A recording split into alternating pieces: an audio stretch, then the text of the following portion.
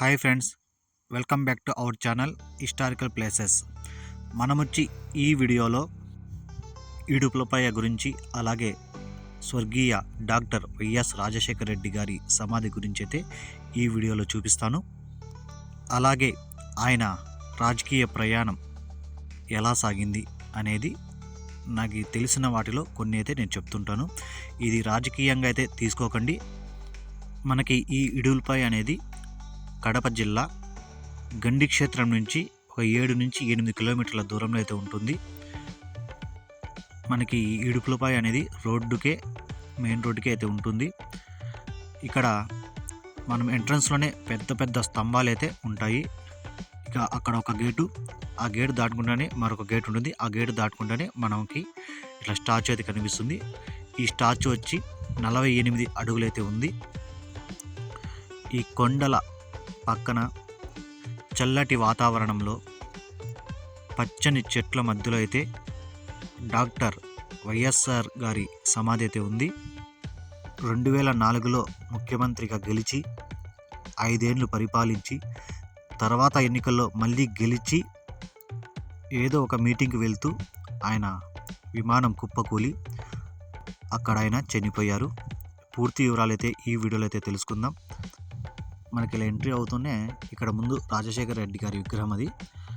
దాని వెనకాల ఇక్కడ ముందు ఉన్నారు కదా, దాని వెనకాల రైతులు, పోలీసులు, లాయర్లు, జడ్జిలు, జడ్జి ఫాదరు, సామాన్య వ్యక్తులు అంతా మొత్తం ఆంధ్రప్రదేశ్ మొత్తం అంటే ప్రతి మనిషి ఆయన వెనకాలే ఉన్నారని అలా విగ్రహాన్ని అయితే ఇక్కడ పెట్టారు. ఈ విగ్రహాన్ని మొత్తాన్ని ఇక్కడ పెట్టారు. ఈ విగ్రహాల వెనకాల పెద్ద వైఎస్ఆర్ గారి విగ్రహం అయితే ఉంది. అది వచ్చి 48 అడుగులైతే ఉంది. ఇక్కడ కార్లు పెట్టుకోవడానికి పార్కింగ్ కానీ, విశ్రాంతి తీసుకోవడానికి కానీ, ఇంకా నడవడానికి కూడా చాలా క్లీన్గా మంచిగా ఉంటుంది. ఎండాకాలంలో అయితే ఇక్కడైతే చుట్టూ చెట్లు ఉంటాయి కాబట్టి చాలా చల్లగా అయితే ఉంటుంది. ప్రతిరోజు ఇక్కడికి చూసిపోవడానికి పర్యాటకులు అయితే వస్తూ ఉంటారు. ఆయన మరణ వార్త విని చాలా గుండెలు ఆగిపోయాయి. చాలామందికి హార్ట్ స్ట్రోక్ వచ్చింది. అలా చనిపోయిన వారి పేర్లు కూడా ఇక్కడ మనం ఎంట్రన్స్లో అయితే చూడగలము. అక్కడ మొత్తం ఏ జిల్లా, ఏ ఊరు మొత్తం రాసి అక్కడైతే పెట్టింటారు. ఇక్కడ చూడండి, ఆదిలాబాదు, నిజామాబాదు, వైఎస్ఆర్ కడప జిల్లా, ఇక పైన అనంతపురం, తూర్పుగోదావరి, ఇలా చాలా పేర్లు. అంటే ఆ టైంలో ఆయన చనిపోయినప్పుడు వీళ్ళంతా చనిపోయినారని వాళ్ళ పేర్లు, వాళ్ళ ఊర్లు అయితే ఇక్కడ రాసి గుర్తుగా అయితే పెట్టారు. ఇక్కడ కరీంనగర్ కానీ, అప్పుడు మనకి ఆంధ్రప్రదేశ్, తెలంగాణ కలిసి ఉండేవి కాబట్టి మొత్తం 2 తెలుగు రాష్ట్రాల్లోనూ వీళ్ళు చనిపోయిన వాళ్ళు మొత్తం నేమ్స్ అయితే ఇక్కడ చెక్కారు వీళ్ళు.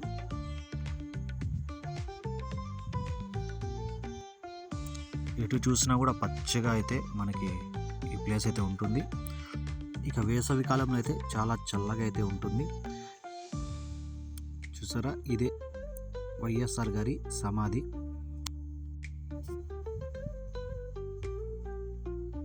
ఇక్కడ ఫోటోగ్రాఫర్ కూడా ఉంటాడు. మనం ఏమన్నా ఫోటో తీసుకోవాలనుకుంటే గుర్తుగా అక్కడైతే ఫోటో తీసి అప్పటికప్పుడే ఒక 5 నిమిషాలు అయితే ఫోటో అయితే ఇచ్చేస్తారు. వాళ్ళకి అమౌంట్ అయితే ఇవ్వాలి. ఇక్కడ ఖచ్చితంగా ఒక పోలీస్ అయితే ఒక ఆయన అయితే ఉంటాడు అంట, ప్రతిరోజు అయితే ఉంటాడు అక్కడ. ఇక్కడ ఏమైనా చెట్లు కానీ ఏమైనా డ్యామేజ్ అయితే చేయకూడదు. చెట్లు ఉండేది చాలా మంది అయితే పీకుతున్నారు కాబట్టి అవి అయితే తుంచకూడదు, అవి ఏం పీకకూడదు. ఇక్కడ ఏం డ్యామేజ్ చేయకుండా చూసి వెళ్ళిపోవాలంతే. ఇక్కడ ప్రశాంతంగా కూర్చోవడానికి కూడా ప్లేస్లు అయితే ఉంటాయి.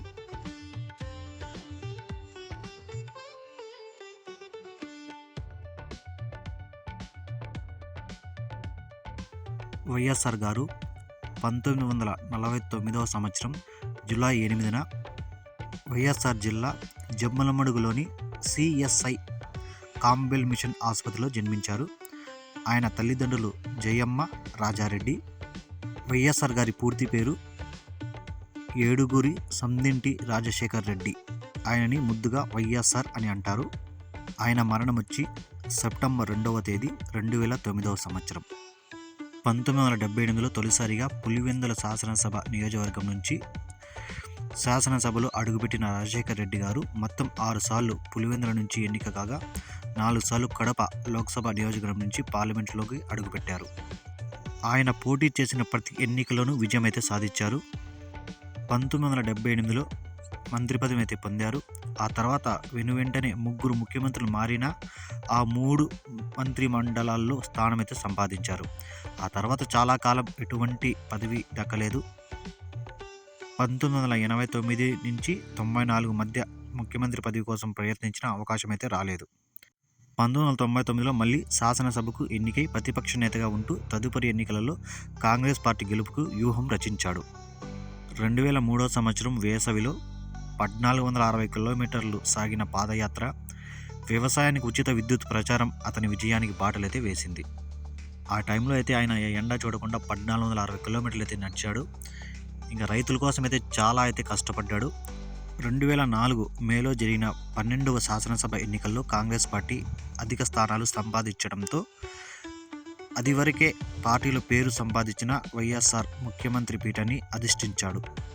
ముఖ్యమంత్రి అయిన తర్వాత ఆయన తొలి సంతకం ఉచిత విద్యుత్ పైనే పెట్టాడు. ఆ ఫైల్ మీదే ఆయన సంతకం పెట్టాడు. ఆయనకు వచ్చిన పదవులు అయితే చూసుకుందాం. 1975లో యువజన కాంగ్రెస్ కార్యదర్శిగా నియామకం. 1980లో తొలిసారిగా రాష్ట్ర ముఖ్యమంత్రి గ్రామీణాభివృద్ధి శాఖ మంత్రిగా నియామకం. 1982లో రాష్ట్ర మంత్రివర్గంలో ఎక్సైజ్ శాఖ మంత్రి పదవి. 1982లో రాష్ట్ర మంత్రివర్గంలో విద్యాశాఖ మంత్రిగా నియామకం. 1983లో పిసిసి అధ్యక్షుడిగా నియమించబడ్డాడు. 1998లో రెండోసారి పిసిసి అధ్యక్షుడిగా నియామకం. 1999లో శాసనసభ ప్రతిపక్ష నేతగా ఎంపికయ్యారు. 2004లో ఆంధ్రప్రదేశ్ ముఖ్యమంత్రిగా, 2009లో రెండోసారి ఆంధ్రప్రదేశ్ ముఖ్యమంత్రిగా విజయం అయితే పొందారు. ఆయన విజయాలు వచ్చి 1978లో పులివెందుల నుంచి తొలిసారి ఎమ్మెల్యేగా గెలుపొందారు. 1983లో పులివెందుల నుంచి మళ్ళీ రెండోసారి అయితే గెలుపొందారు. 1985లో పులివెందుల నుంచి వరుసగా మూడోసారి అయితే ఆయన శాసనసభ్యుడిగా హ్యాట్రిక్ విజయం సాధించారు. మళ్ళీ 89లో కడప నియోజకవర్గం నుంచి తొలిసారిగా లోక్సభ సభ్యుడిగా విజయం. 1991లో కడప నియోజకవర్గం నుంచి రెండోసారి గెలుపు. 1996లో కడప నుంచి వరుసగా మూడోసారి గెలుపొంది హ్యాట్రిక్ సాధించాడు.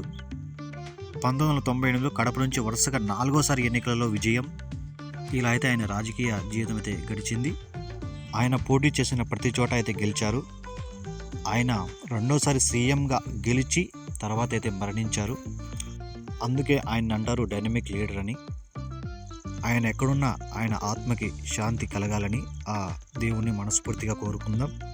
ఇంతటితో ఈ చరిత్ర అయితే ముగిస్తున్నాను. ఈ వీడియో కానీ మీకు నచ్చితే ఒక లైక్ చేయండి. అలాగే మీ ఫ్రెండ్స్ కానీ ఫ్యామిలీస్ కానీ షేర్ చేయండి. అలాగే నా ఛానల్ని సబ్స్క్రైబ్ చేసుకోండి. మీరు సపోర్ట్ చేస్తే ఇంకా చాలా మంచి హిస్టారికల్ ప్లేసెస్ గురించి అయితే వివరిస్తాను. చిన్న తప్పులు ఏమైనా ఉంటే కామెంట్ సెక్షన్లో అయితే చెప్పండి. నేను కూడా చూసి నేర్చుకుంటాను. జోహార్ వైఎస్ఆర్.